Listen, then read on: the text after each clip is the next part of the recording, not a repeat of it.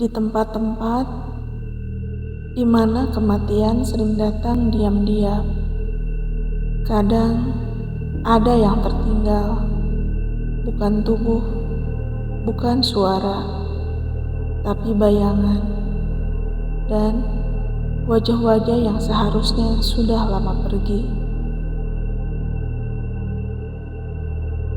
Malam ini di channel Deadmiss 73 bersama saya Della Fitria, kita akan mendengarkan kisah nyata tentang seorang perempuan bernama Asih. Sekitar tahun 2021, sakit membuat Asih terbaring lemah dan ruang isolasi rumah sakit tua di Bandung menjadi tempat peristirahatannya. Tapi malam-malam sunyi di kamar itu justru memperkenalkannya pada sosok yang tak seharusnya datang dan tak pernah benar-benar menunjukkan wajahnya. Mari kita dengarkan.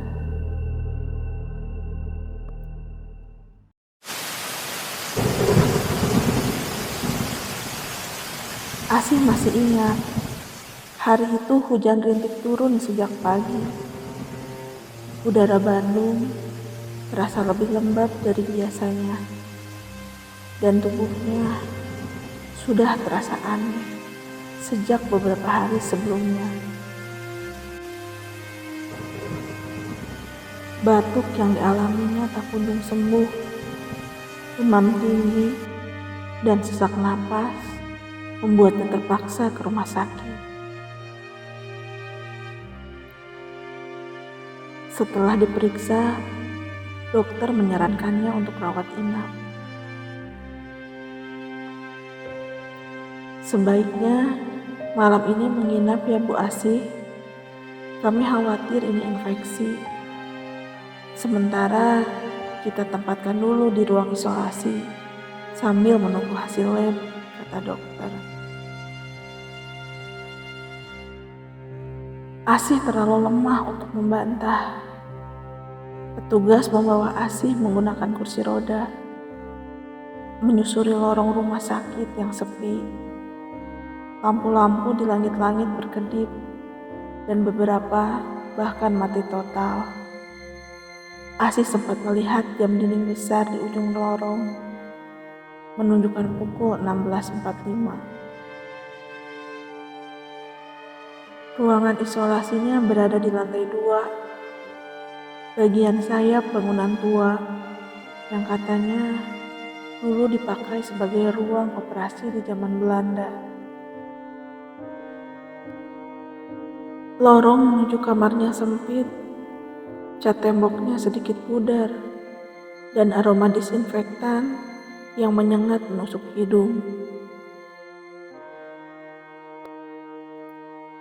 Sesampainya di sebuah ruangan, perawat membuka pintu kamar. "Silahkan istirahat dulu ya Bu. Besok pagi dokter visit lagi," ucapnya singkat sambil menarik tirai hijau. Kamar perawatan itu tidak besar. Hanya ada 2 ranjang pasien, sebuah meja kecil, rak oksigen, dan tirai jendela yang menghadap tembok bangunan lain. Tidak ada TV, tidak ada jam, bahkan tidak terdengar suara dari luar. Asih sempat bertanya dalam hati, apakah kamar lain di lantai ini juga terisi? Karena sejak masuk, tak satu pun suara ia dengar dari balik dinding. Petang datang perlahan. Lampu ruangan menyala otomatis saat matahari mulai tenggelam. Suasana berubah dari lembab menjadi dingin, dan dari sunyi menjadi terlalu sunyi.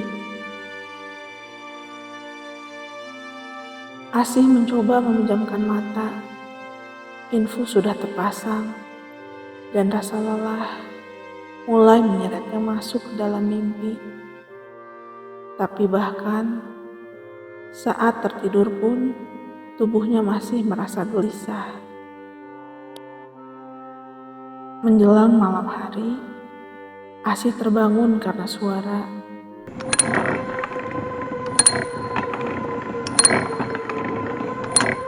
Pelan, tapi cukup jelas. Seperti roda besi bergesekan dengan lantai.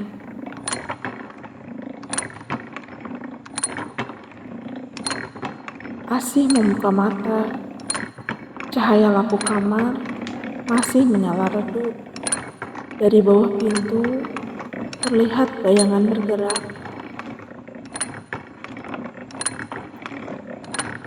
Beberapa detik kemudian,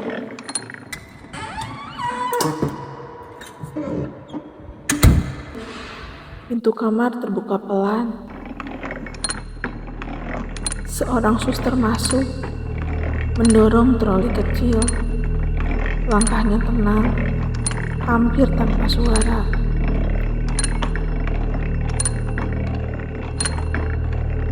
Suster itu tidak datang ke arahnya. Ia berjalan menuju ranjang sebelah, ranjang yang sejak tadi sore kosong. Asih sempat berpikir, mungkin saat ia tertidur tadi, ada pasien lain dipindahkan masuk ke kamar ini. Suster itu berdiri di samping ranjang sebelah, hanya berdiri diam di balik tirai yang tertarik setengah. Dari tempat tidurnya, Asih bisa melihat bayangan samar sosok suster itu. Bayangan yang menunduk sebentar, lalu berdiri tegak menghadap ke arah ranjang.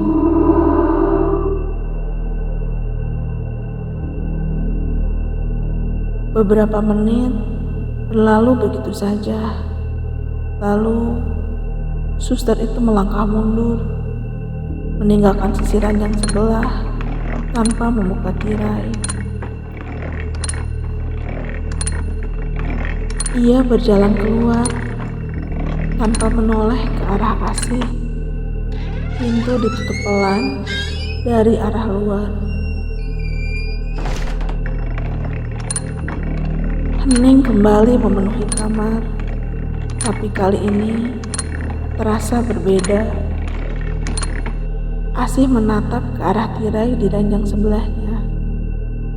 Tidak ada suara, kecuali satu hal.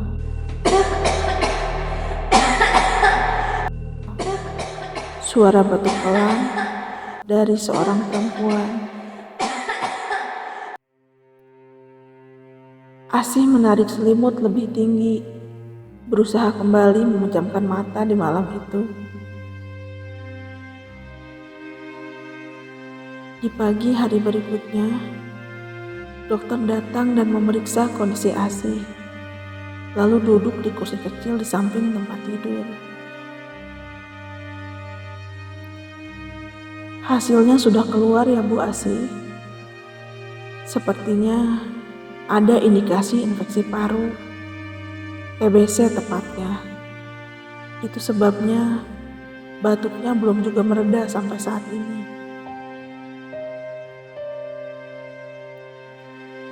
Berarti saya harus dirawat ya Dok. Bagaimana pengobatannya nanti?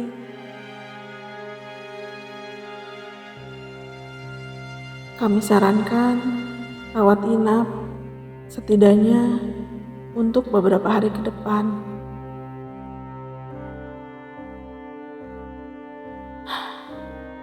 Asih menghela napas.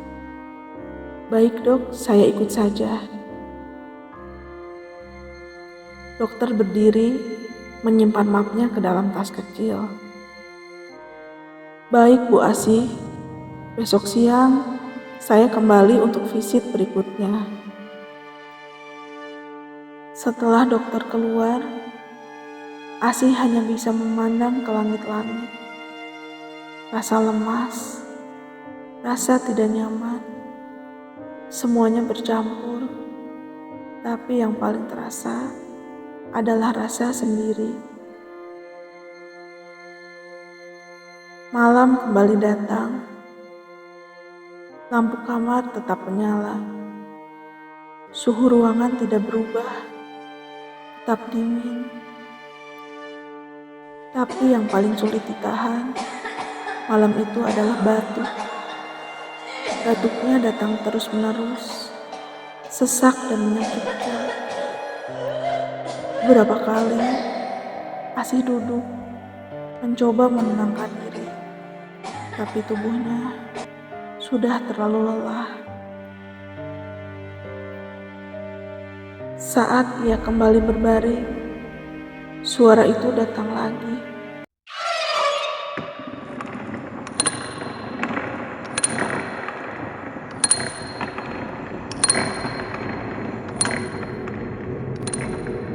Suara troli dengan langkah pelan, lalu pintu kamar terbuka.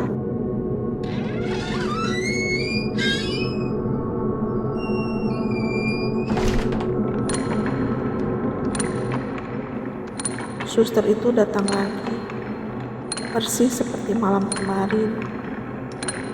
Ia masuk tanpa suara dan langsung menuju ranjang sebelah.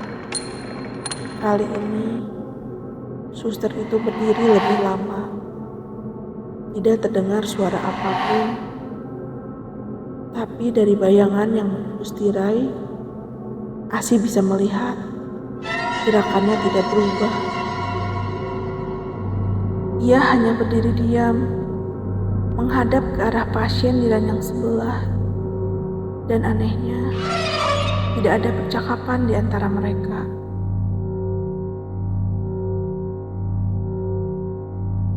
Asih menoleh ke arah itu, tapi tidak berkata apapun, hanya memperhatikan.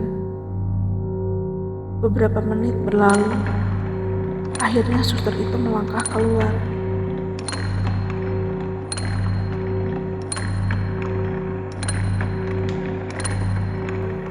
Dan pintu kembali tertutup.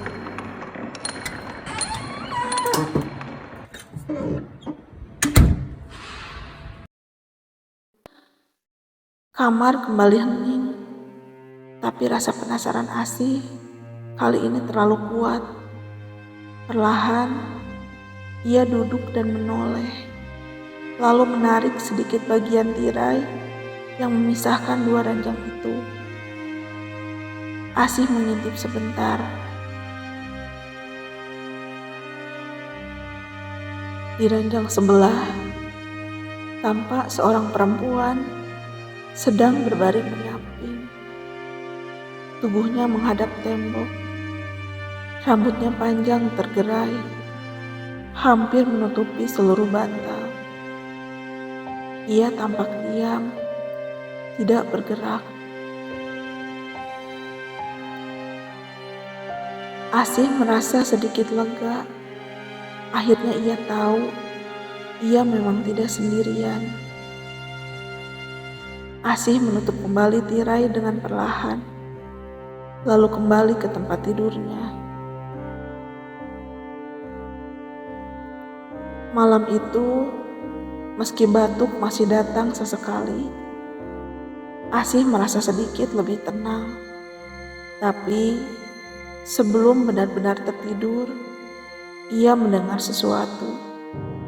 Suara batuk, pelan, tepatnya dari arah ranjang sebelah. Asih menoleh sejenak, lalu memejamkan mata. Setidaknya malam ini Asih tidak sendiri. Keesokan paginya, seorang suster datang ke kamar, membawa nampan kecil berisi obat. "Selamat pagi Bu Asih," katanya pelan. "Ini obat untuk batuk dan penurun panasnya." Asih duduk perlahan, menerima segelas air dari suster itu. Tapi sebelum suster pergi, Asih memberanikan diri untuk bertanya. Sus, saya mau tanya, perempuan di ranjang sebelah sakitnya sama seperti saya juga? Suster itu berhenti sejenak, lalu menoleh sambil mengerutkan dahi. Perempuan yang mana, Bu? Asih sedikit bingung, lalu menjawab, yang tidur di ranjang sebelah saya. Rambutnya panjang. Saya pikir dia masuk saat saya tidur kemarin. Suster itu menatap Asih beberapa detik, lalu menjawab dengan suara pelan. Sejak ibu datang, kamar ini tidak diisi siapa-siapa selain ibu. Ucapan itu terasa seperti hantaman dingin di tubuh Asih. Tapi saya sering dengar suara batuk dari ranjang sebelah. Bahkan saya sering lihat suster datang ke sana malam.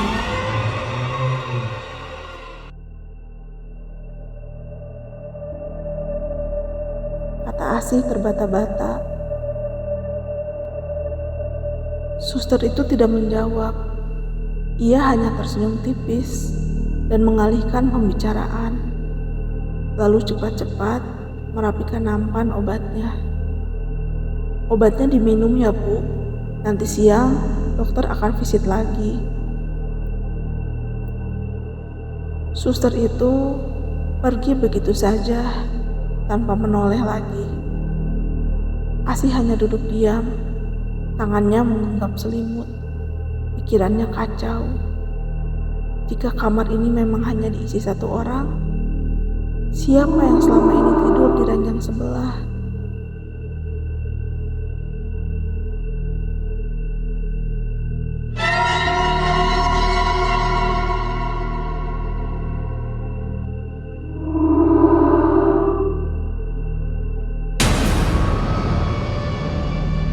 Malam kembali datang, tapi malam ini Asih tidak bisa tidur. Bukan karena batuk, tapi karena ketakutan yang kini menghuni pikirannya. Ia duduk bersandar di tempat tidur. Selimut menyelimuti tubuhnya rapat-rapat. Dan seperti 2 malam sebelumnya,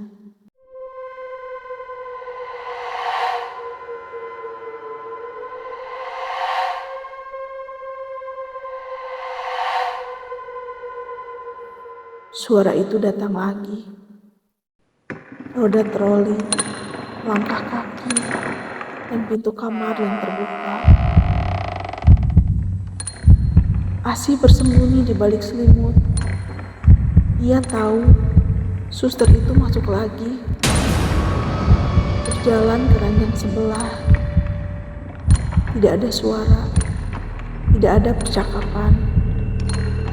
Tapi keheningan itulah yang membuat semuanya terasa semakin nyata. Asih memejamkan mata kuat-kuat, membaca doa dalam hati.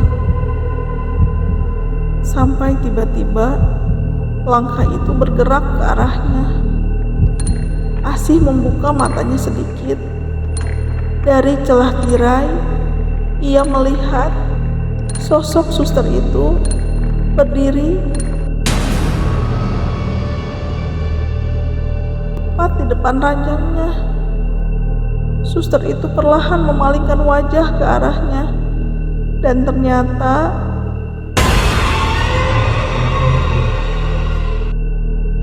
sosok suster itu tidak memiliki wajah. Tidak ada mata, tidak ada hidung, tidak ada mulut, hanya gelap, datar dan kosong. Asih berteriak histeris dan akhirnya tak sadarkan diri.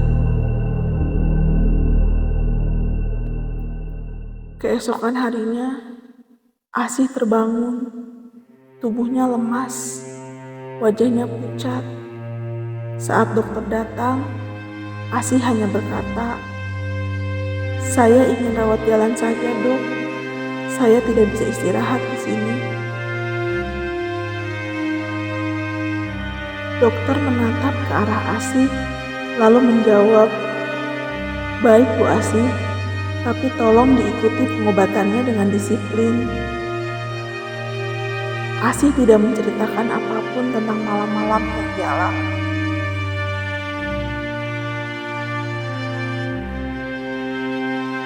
Tentang suara batuk dari ranjang sebelah, tentang suster yang datang tanpa suara, tentang wajah yang tak pernah ada.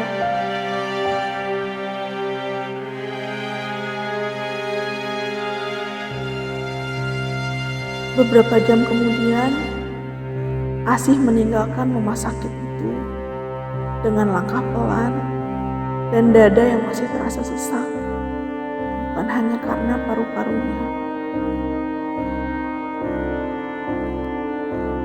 Hari-hari berlalu, Asih menjalani pengobatan seperti yang dianjurkan.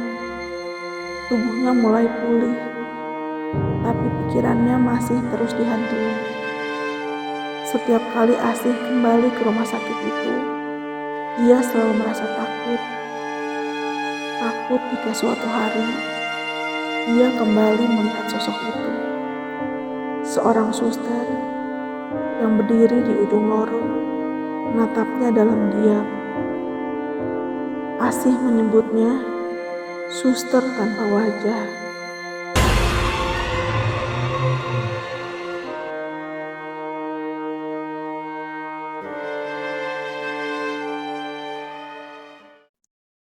Malam di rumah sakit bisa sangat sunyi, kadang terlalu sunyi, sampai kamu bisa mendengar langkah lain yang bukan milikmu.